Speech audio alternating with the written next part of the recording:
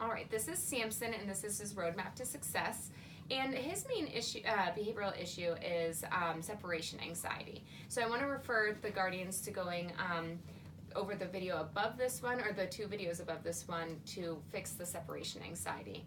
A couple of things I want to mention for emphasis is just to remember that slow and steady wins the race, and to go nice and slow. If he starts to get anxious, the best thing to do is to just drop things down and make things easier for him.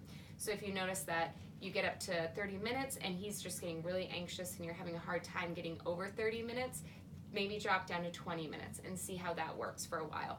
So sometimes going back and making things easier can actually make you make faster progress towards your goal of increasing the time.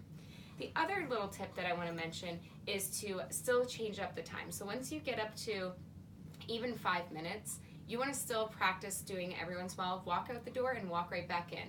That way for him, it's not like everything gets harder every single time. You want to give him opportunities where he can be going, this is easy, this is cake, I can totally do this. So just try to remember that you want to switch things up and make things, like, so you're kind of creating intervals. Sometimes it's going to be a little harder, sometimes it's going to be easier than normal, and that way he's having a really positive experience and he's making great progress.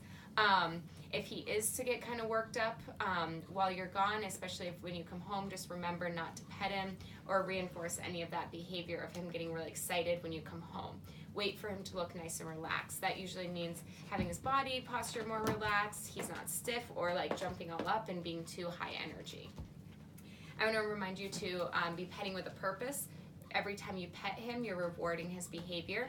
So if he's being excitable or if he's anxious that you're about to walk out the door, if you pet him, you're essentially saying, good job, I love it when you're anxious when I'm about to leave or when I get home or whatever. So if he ever barked outside and you pet him at that point, you're essentially telling him, good job, I love it when you bark outside. So just pet him when he's doing something that would warrant like, good boy, Sampson, what a good job.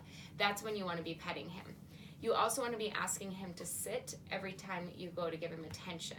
So he can, once he does sit, that's like him saying please before his request. So say, ask him to sit. Once he sits, he can stand up, put his head on your lap, he can lay down, he can get a toy. Whatever the case might be, you pretty much resume normal behavior after that point.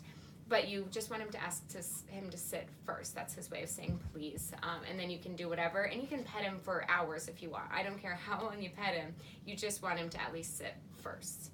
And then another rule I want you to incorporate is asking him to sit before he goes through the door to go outside to go to the bathroom, or if you're going to take him for a walk or out to the dog park for a car ride, always ask him to sit before you go through the door. If you're going out through the door, you want to walk out of the door first and then him.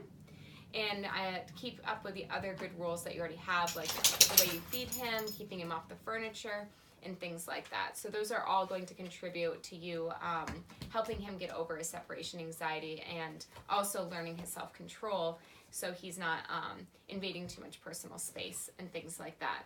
If he were to invade your personal space, the couple of things that you can do is ignore him completely by not making eye contact or using the escalating consequences like we discussed in order to help him learn to respect that personal boundary.